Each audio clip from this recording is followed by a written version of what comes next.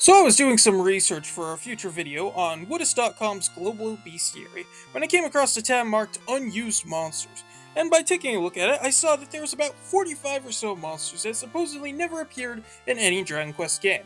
Some of these are complete sketches done by Akira Toriyama in his 30th anniversary sketchbook. Some of these are full unofficial renders done by fans, and some are even just pixel art sprites that weren't added into their games. So today I figured as a Dragon Quest Monsters YouTuber, it'd only be fitting if I looked at these unused Dragon Quest monsters. So welcome everybody, I'm Defeater of Souls, and if you're interested in Dragon Quest Monsters content, feel free to subscribe to my channel. We're going to be looking at these monsters in chronological order based off of the games they were supposed to be in. That means we're starting with Dragon Quest I's Unreleased Monster 1.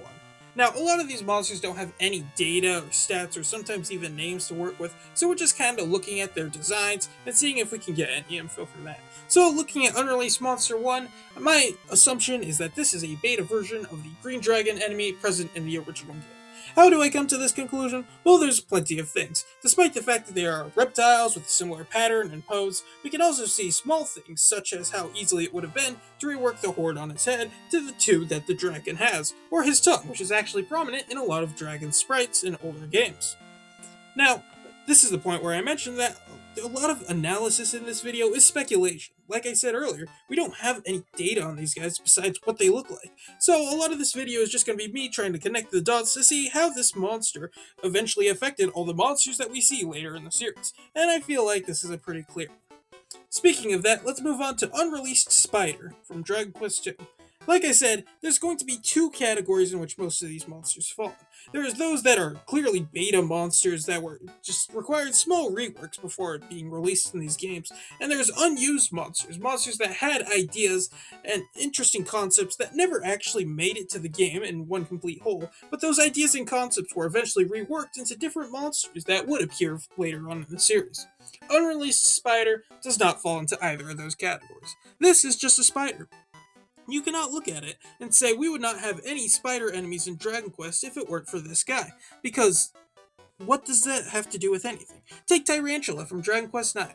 You cannot say that this epic design, if I may say so, could not exist if Akira Toriyama, a couple decades earlier, hadn't drawn himself a little spider to use in Dragon Quest II. I feel like that's a bit ridiculous. Now, I'm not trying to put down this design or say it's bad, because it's perfectly fine, and I know I couldn't do any artwork like this even if I tried. I'm simply saying that, in terms of the series, this design does not have a lasting impact because it's rather simple, and there's nothing wrong with that. Just saying that compared to some of these other guys, it's rather forgettable. Let's move on to Dragon Quest III. We have a lot more monsters here that didn't make the cut, so let's start with Asa Shion. Asa Shion is a fat pig. Not a lot going for the design here, but it could have inspired the gas tank from Dragon Quest V because they have similar body shapes, or maybe the robber rabbits from Dragon Quest X because they're both rotundish mammals with ears. I'm not sure, there's not a lot going for it, as previously stated. However, the name I have to give credit for. Asa Shion is likely a reference to Asashio Taro. Pardon if I mispronounced that. Asashio Taro was a ring name used by 4 separate sumo wrestlers in the past century. If this seems like an interesting topic, it is. Go check it out. It's on your own time. It's pretty great. Moving on, we have boss number 2 from Dragon Quest III. Like I said, we got quite a few of those guys to go. This guy is reminiscent of the Japanese Oni, which were the demons of that folklore. This may be the boss of the Japanese-inspired area in Dragon Quest III, that being Japang, before being replaced by Orochi, who was based off of Yamato no Orochi, also of Japanese folklore fame. This guy has an ethereal serpent with him, which was also introduced in Dragon Quest III, and that's interesting, because it means that either the ethereal serpent was first created just to be used with this guy, or he was already created and they decided to pair him with this guy to see if it would work. Ultimately it didn't because this guy didn't make it into the game, but you can't win them all. Next enemy is the Evil Bush. There's not a lot to say here. This is just a plant with a face. The face is somewhat similar to the faces you see on Dancing Fire or Misty Wings, but the concept of a sentient plant family is very common throughout the series. So much so that in the original Dragon Quest Monsters game, there was an entire family of monsters that were just plant monsters, and a lot of them were just plants with faces. No points for that. Not every design has something interesting to say about it. For example, take the Gas Dragon. This guy is basically the Wordle, but instead of having a shell, he has holes in his back that emit gas. So besides the fact that he was likely repurposed into the Wordle, the idea of a gaseous monster probably became, guess what, the gas tank. He's back. Next enemy we have the Halloween Man. This was a flying, presumably, pumpkin man. Probably retooled into the Pumpkinites that appear in Caravan Heart, and that's all he has. Next enemy is the Handwood. This is a tree with hands for branches, or branches for hands. It's very distinct from Dragon Quest II's tree face, which did exist at the time. So we already have a tree with a face, so rather than make another tree with a face, this was likely retooled into the Stump Chump. Another enemy that is a stump of a tree that has hands for branches, branches for hands, and other parts of his body. Next enemy is King Satan, three-eyed devil, who is likely intended to be a scaled-up version of the imp enemy that also appears in these games. Colors are somewhat reminiscent of Rashaveric, and his pose is very similar to Estark's, both of those guys appearing in Dragon Quest IV. Next up, the Minotaur. This is a goat's head on a man's body. Body could have easily been repurposed into the troll's body, and the head was likely built off of to create the archdemons that appear in Dragon Quest V. Next up, the Oddballian. Strange little alien guy. His color scheme is very similar to Lunatics, which existed since the very first game. Despite that, whether or not these guys are actually connected, I can't say for sure, but he's a fun little guy anyways. Let's slow down our blitz there for a little bit and instead talk about a couple monsters we do know the beta versions of, starting with the Beta Mandrake Mater. You may notice a few differences, the most obvious one probably being the fact that they're completely different colors. We also have a few smaller things. The beta version is smaller, stouter, lacks wings, and it lacks teeth, making it seem a lot less dangerous looking overall compared to the modern final counterpart. That being said, they still have the similarities that help you tie one being the other. That being, they both still have the shields, the swords, and the armor that are associated with the dragon-wielding equipment. Before we move on to the next enemy, I'd like to mention a comment that I got on a video a little while back. It stated that the Voodoo Gooder line of enemies was super close to being culturally offensive, but it manages to sit on that line where it's not offensive while still being a decent Dragon Quest monster. And I agree, it could have been a lot worse. We could have ended up with a monster like this. This is the beta version of the Voodoo Gooder line of enemies. And I have nothing else to say about this, so let's move on. We only have a few more Dragon Quest III enemies to go, so say hello to the Reaper. The main spirit was an enemy introduced in Dragon Quest II. This monster is exactly the same, except its face is now the skeletal face instead of the original mask-like face that the original main spirit has. Why is this here? Is this supposed to be a beta version of that Dragon Quest II enemy? Is it meant to be a completely different enemy? I do not know. What my speculation is that maybe there's supposed to be a mean spirit-esque boss that appears later in the game. The exact point, I'm not sure. Maybe it was meant to have some kind of form change where it takes off the mask it has and reveals the scary skeletal face. I don't know. End of the day, there's not a lot you can say was inspired by this design because its main reference was already existing by the time this was designed. Next up we have the Roper. The Roper is a weird monster, to be sure. It has a massive tentacles for a face, tentacles for arms.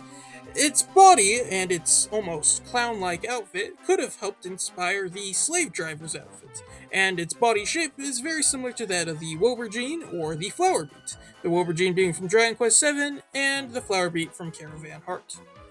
Next enemy is the Tower of Eyes. This is a Tower of Eyes. I don't have a lot to say about this one. It was probably cleaned up and polished to eventually become the Eyesore in Dragon Quest VII. Besides that, I got nothing. Our final Dragon Quest III monster isn't actually a unique monster, but rather an unused form for Zoma. Zoma acts as the final boss of Dragon Quest III. Spoiler alert, but the game's been out for decades. You are capable of obtaining the Sphere of Light throughout the story of Dragon Quest III, and when you use the Sphere of Light, it will remove the magic barrier that Zoma has at the start of the battle. If you do not use this, you're going to have a really hard time beating Zoma in that battle. So this form that was ultimately scrapped was maybe meant to be the weakened form of Zoma after you use the Sphere of Light. However, it didn't end up happening. Maybe it's because they didn't like it, or maybe it's because they ran out of space in Dragon Quest III's NES cartridge, and they just went with the palette swap instead. I don't know. At the end of the day, it's not like this completely disappeared, though it was eventually remade, the idea of multiple different faces in one spiritual body, into the Demon Spirit enemy that appears in later games. And that's all for Dragon Quest III. Now we can move on to, I think, Dragon Quest IV. The reason why I say I don't know what game this is from is because it's not mentioned, so say hello to Unused Ray. Unused Ray is a Stingray enemy. Now, to be fair, there's not a lot of Stingrays throughout the Dragon Quest series, so it's pretty easy to see that maybe this was reworked into Dragon Quest IV's Raygigas or Incinerator, which is why I said it may have been a Dragon Quest IV enemy. That being said, you can't really compare the differences due to the complete difference in angles that both those monsters take in their drawing and sprites for the Incinerator. So, moving on to Dragon Quest V, there are about 12 Dragon Quest V monsters that didn't make the cut.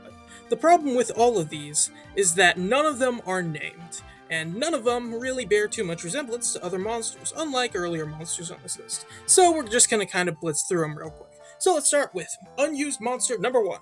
This is some kind of hairy humanoid with 2 daggers. Humanoids don't appear too often in the Dragon Quest series as enemies, because you gotta remember, there's a Dragon Quest Monsters series and we don't want things to get weird. It also does not bear any resemblance to any monsters I can think of off the top of my head. Monster 2. This is some sword-wielding Cyclops riding atop a giant chicken. Once again, humanoid monsters not too common. The chicken, however, may have been redesigned into the cockatier that appears in Dragon Quest VIII, or maybe it's just meant to be a slimmer version of the bantamweight from Dragon Quest IV. But the Cyclops? Yeah, I can't think of anything the Cyclops may have been reworked to. Unused Monster 3. This is some kind of long eel snake monster. If I had to take a guess, it was probably reworked into Dragon Warrior Monsters 2's Petite Eel, as they share a similar face, or Dragon Quest VI's Moray, as they are both eels. Moving on, Unused Monster 4. This is an insect. This is like Dragon Quest 2 levels of unnoteworthy. It's literally just a bug. Maybe it was redesigned into the boring bug from Dragon Quest V, but I can't really say. Unused Monster 5. The chameleon. It is literally just a chameleon. Like I complained, the big one is just a chameleon. No, this is literally just a chameleon. Speaking of which, this was probably redesigned into the big one from Dragon Quest VI. Unused Monster 6. This is some kind of scorpion dragon hybrid. May have been redesigned into the Slayer of the Sands from Dragon Quest XI or some similar monster, but the majority of noteworthy scorpions that were introduced in the series had already been introduced at this point, so I can't really say. Unused Monster 7. I have no idea what this is. Okay, clearly, it's a skeleton of some kind. You have bones and they're creating some kind of shape. I don't know if it's meant to be a skeleton of a pre-existing monster or if it was just bones, but for the life of me, I have no idea what this guy's supposed to be. Maybe it's the skeleton of an owlbear or a duck guy, both from Dragon Quest V, but this guy's got me stumped, I'll be honest. Moving on, Unused Monster 8. This is an old guy who has lightning, kind of like Zeus in some depictions. He was not reworked into Xenos from Dragon Quest IX, most likely he was reworked into the Wizened Wizard of Dragon Quest V. Unused Monster 9. This is a mammal, almost a deer-like thing, with axe-shaped horns. Maybe it was redesigned into the Silencing Ram for Dragon Quest VI, or some other sharp mammal, but I'm not sure. A lot of uncertainty with these guys, you're going to have to bear with me as we move on to Unused Monster 10. This is also a bug, but it's front-facing this time. Still likely redesigned into the boring bug, a bit more likely, but it also bears closer resemblance to the Scissor Beetle from Dragon Quest IV. Unused Monster 11. This is a robot fish. Now, there have been plenty of robot monsters in the past, and plenty of robot monsters in the future, including fish monsters, but I do not think that there's ever been any robot fish monsters, which is a shame because this guy's actually pretty good. No robot fish here. Unused Monster 12, and the final Dragon Quest V monster that wasn't used is this whale. Now, there have been whales throughout the series. You got Leviathan from Dragon Quest IX, you got Cetacea from Dragon Quest XI. This guy, I don't think he inspired any of them directly, except the fact that he's a whale. I think he takes more inspiration from the Barracuda from Dragon Quest IV. And that is all the Dragon Quest V monsters. Like I said, not a lot of details about them, but we have some more interesting guys up ahead. We've now gotten to the one-off monsters. These monsters didn't appear in Akira Toriyama's sketchbook, they just appeared in random various places and been put on this list. Starting with this mysterious green slime from Torneco's Great Adventure for the Super Famicom. I hate to break it to you, this is not some secret beta version of the Lime Slime, this is not some super secret awesome slime that's exclusive to this game, it's just a normal slime. But how can I be so confident in that choice? Well, time for a language lesson. See, in Japanese, and in actually quite a few languages, the words for blue and green are interchangeable. They're basically the exact same. In the case of Japanese, that word is aoi. So imagine back you're drawing the cover art for this spin-off game, you ask what color they should make the slime. and they respond by saying Aoi. Does that mean blue? Does that mean green? At that point, it's technically your choice. So if the guy decides to make the slime green, Japanese people may think once or twice but realize, oh yeah, it's still the same color, it's still Aoi. Moment a Westerner sees it though, that's green to us. That's not blue, that's green. So we make a big deal about it, say it's some secret monster. It's not. It's just a slime. I'm fairly certain about this. Now, of course, this is not the only time this has happened. There's actually a couple other monsters that have undergone similar changes.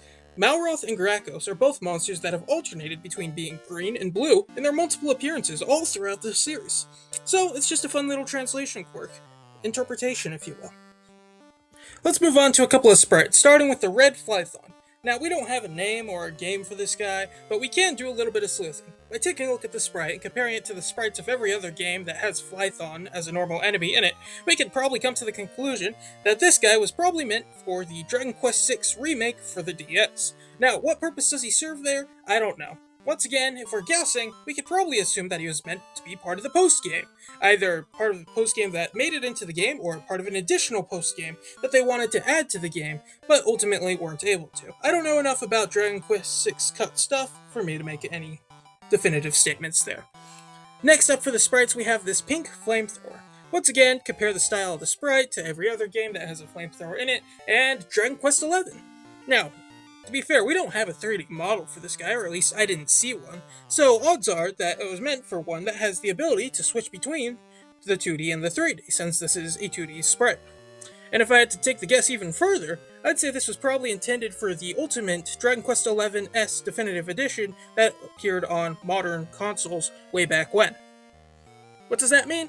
Basically nothing. He was probably in a similar boat to the Red Flython, where it was supposed to be added in a certain part of the game, and they just didn't. Not too much to worry about there. And with that, we have one last thing to talk about. You might be saying, wait a second, but there's still a whole lot of monsters you haven't talked about. Most notably, a whole lot of slimes. And well, I got a lot to talk about with all of these slimes.